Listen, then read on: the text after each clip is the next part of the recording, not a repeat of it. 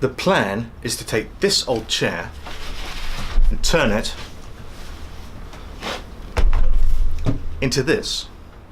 First things first, we've got to strengthen this chair, and that means taking it apart so that we can re-glue the joints. Don't take it for granted that you're going to remember how every single piece goes back together, because you won't. Be sure to mark up all the parts left and right so that when you come to put them back together again, it's not a difficult puzzle.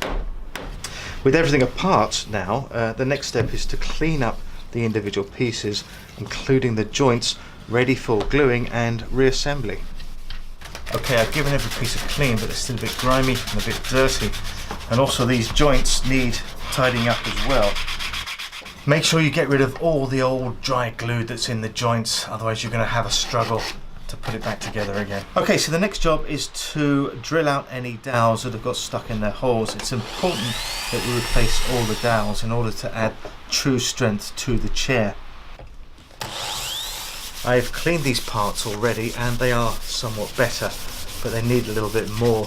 So I'm going to give them a rub down with a 240 grit sandpaper. It's a very fine sandpaper, just to take a bit of the age off these pieces. Keep the colour in the wood, but just make them a bit more presentable. All done. That's all the parts sanded, and now we're just going to give them another clean. The next step is to put everything back together again. And at this stage, you're going to be extremely pleased, hopefully, that you've labelled everything up. For this chair, I'm going to glue all of the back pieces first and then attack the front. I'm going to be using this glue. It's a really good glue, very strong, and what it does is it expands to fill all the cracks and crevices as it dries. So that's the rear part of the chair glued and clamped. The glue says 30 minutes. I like to leave it at least an hour and then come back to it.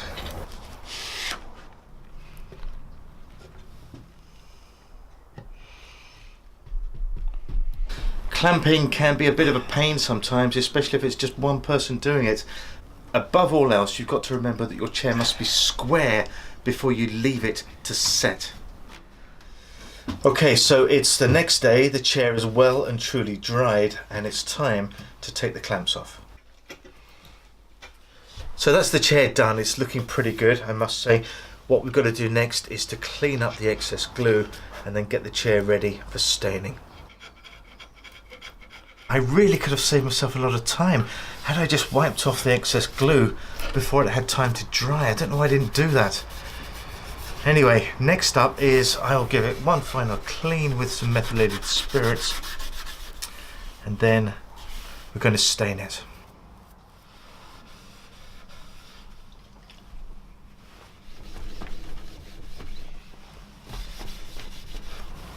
Now it's time to polish. I got a French shellac polish here and some linseed oil.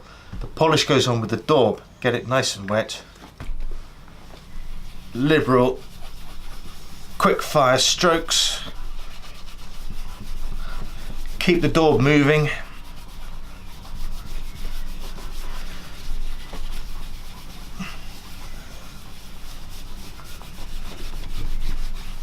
When the daub becomes sticky, give it a touch of linseed oil.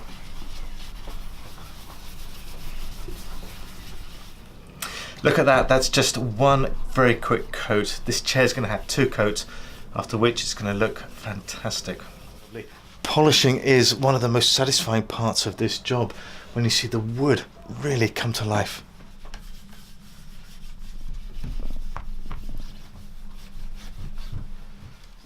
The chair is looking pretty good at the moment. I'm going to give it another polish just to buff it up a little bit more. That's the chair finished, and I must say I'm very pleased. It's sturdy and shiny and looks really well. All that remains now is to build a seat for this and upholster it. We're almost done. With the chair frame finished now, it's time to upholster the seat, and just like applying the polish, this is one of the more exciting parts of the job. I'm going to be strapping across the frame to form a base.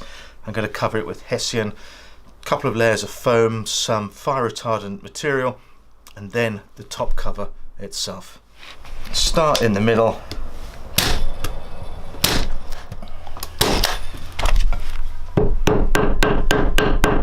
You don't want to try and stretch this too tight. I find that a good hand pressure is quite adequate. Tidy it up.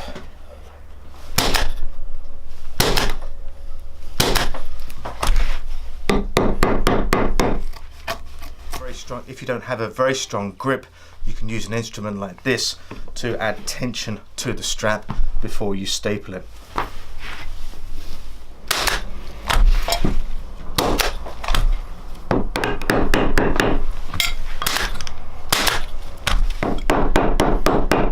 When you put the webbing down in the other direction, just for a little bit of extra strength, thread it through the existing webbing.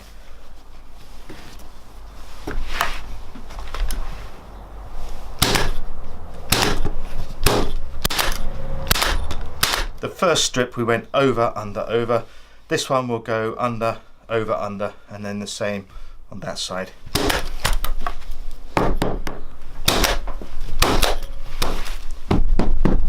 That's the webbing done. Now we're going to cut a piece of hessian to cover the webbing. None of what we're doing here is actually going to be seen by anybody, and although I like to be as neat and tidy with my work as possible, if it's not inch perfect but still works, it doesn't really matter. Try and stay clear of the edges if you can. You don't want the hessian hanging over the sides. Pull the hessian tight, but not too tight. The corners are no different. Put a staple in and tidy it up. All the excess now can simply be cut away. And that's it. Webbing on, hessian layer in place. Next up, we're going to put the foam on.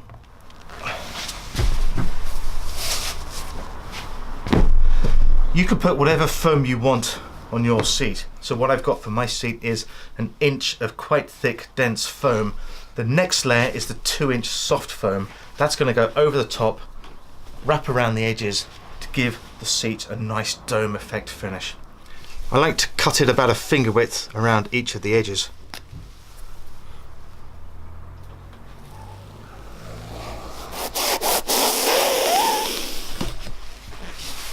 So there we have it. We've got the base, first layer of foam, and the top layer.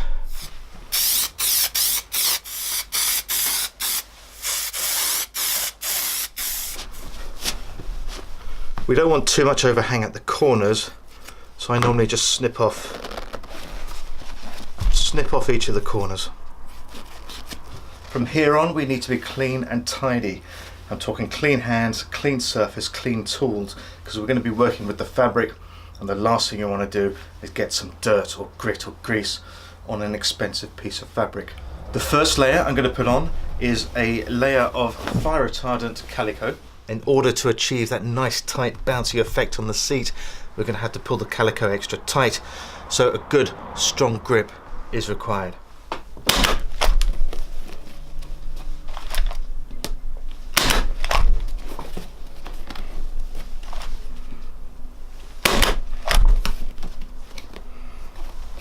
Three staples on each side should get us started. Pull it super tight.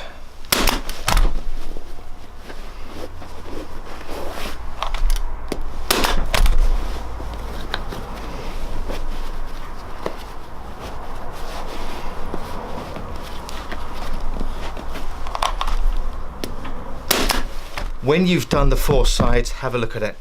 Do the push test. Do you notice any wrinkles there? No. What about there? No. Okay. So that's pretty tight. So I like that.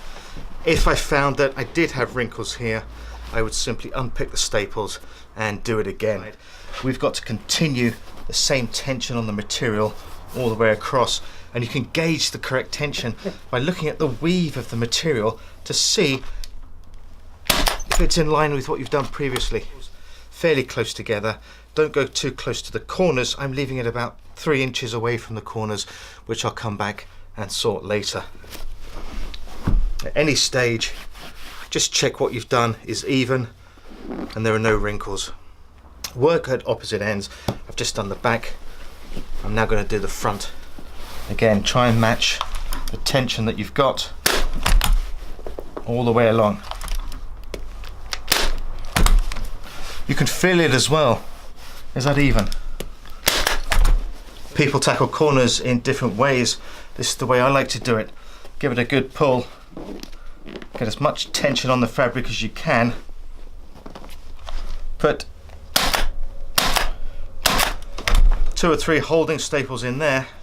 There's going to be some excess material here that we don't need, and you can see that if I pull that tight, where the excess is, it's this whole flap of material here. It's like a triangle. Cut along. Be careful when you do this. Don't get too close to the edge.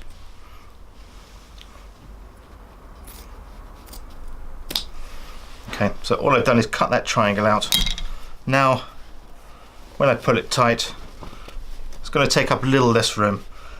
It's good to get a nice tight finish on the calico, even though it's not seen by anybody, because that makes it easier when the top piece of material goes on. On to the next one. Pull it tight, 3 holding staples. Take out the excess material, staple up.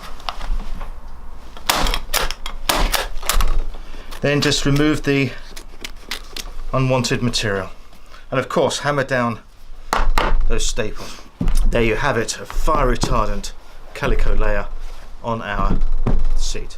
That is looking very good. There are no wrinkles anywhere in that. It's time to apply the top layer of material to my new seat. This is the one I made earlier, and what I'm going to do is try and pattern match this so that it matches that exactly. It's going to look something like that, with the 2 seats pretty much identical.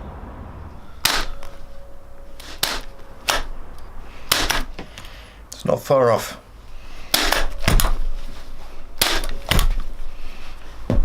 That seems to be okay.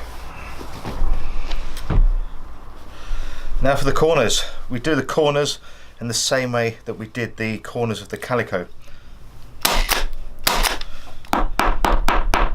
Hold cure. And that's your first corner done.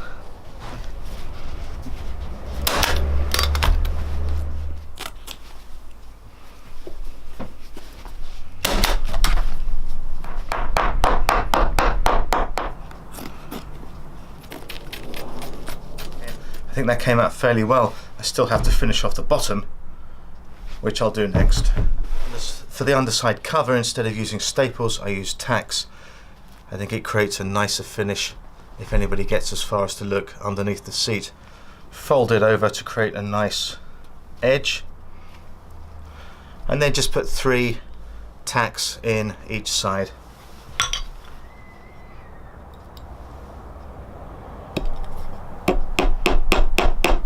Don't hit them all the way down just yet, in case you need to take them up. Pull the cover reasonably tight to remove any creases.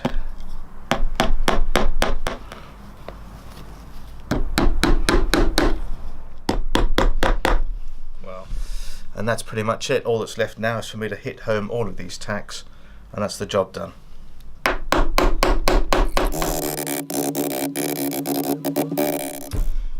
And that's it. Another seat done. Here they are together, 2 pattern match seats. All that remains now is for me to put them on the chairs.